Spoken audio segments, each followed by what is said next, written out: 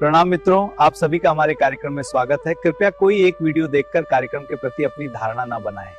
चरणबद्ध तरीके से प्राप्त किया गया ज्ञान हमें हमारे लक्ष्य तक पहुंचाता है। धन्यवाद। सभी साधकों को प्रणाम। अहंकार और पुरुषार्थ के मध्य के अंतर को समझना प्रत्येक जिज्ञासु के लिए अत्यंत आवश्यक है, क्योंकि यही वो बिंदु है जहां से हमारे कर्म की दिशा निर्धारित होती है। इस विषय का महत्व इसलिए है क्योंकि ये हमें यह पहचानने की शक्ति देता है कि हम सत्य के मार्ग पर हैं या केवल अपनी वासनाओं की तृप्ति में लगे हैं। जब हम बिना किसी स्पष्ट बोध के कर्म करते हैं तो हम अक्सर अहंकार के वश में होकर भटक जाते हैं, जिससे न केवल हमारा समय व्यर्थ होता है बल्कि हम मानसिक अशांति को भी निमंत्रण देते हैं।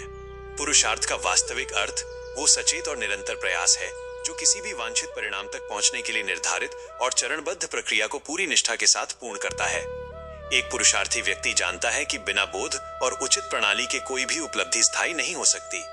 इसके विपरीत अहंकार एक ऐसी संकुचित वृत्ति है जो बिना किसी तप या प्रक्रिया को पूरा किए ही सीधे परिणाम को हस्तगत करना चाहती है। अहंकार प्रधान व्यक्ति का ध्यान कभी भी कार्य की शुद्धता पर नहीं होता, बल्कि वो छल कपट, लोभ और अनैतिक युक्तियों के माध्यम से फल को प्राप्त करने का प्रयास करता है।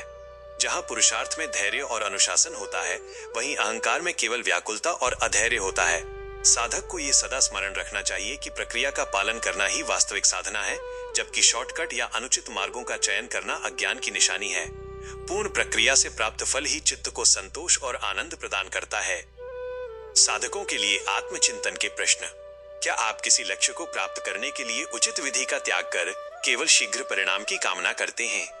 जब आप किसी कार्य में सफल होते हैं तो क्या आपका ध्यान अपनी मेहनत की प्रक्रिया पर होता है या केवल अपनी उपलब्धि के प्रदर्शन पर? क्या आपने कभी अनुभव किया है कि बिना पूर्ण प्रयास के मिली वस्तु अंततः असंतोष का कारण बनती है? सत्य और पुरुषार्थ के प्रति आपकी निष्ठा सदैव बनी रहे और आपकी बुद्धि अहंकार के अंधकार से मुक्त हो, यही शुभकामना है। अपने जीवन में जब तक सद्गुरु ना मिले तब तक विवेक जागृति ही एकमात्र उपाय है, जिसके सहारे हम अपनी साधना में आगे बढ़ सकते हैं। हमारे ऑनलाइन कार्यक्रमों की अधिक जानकारी के लिए डिस्क्रिप्शन बॉक्स चेक करें। धन्यवाद। Subscribe for more details.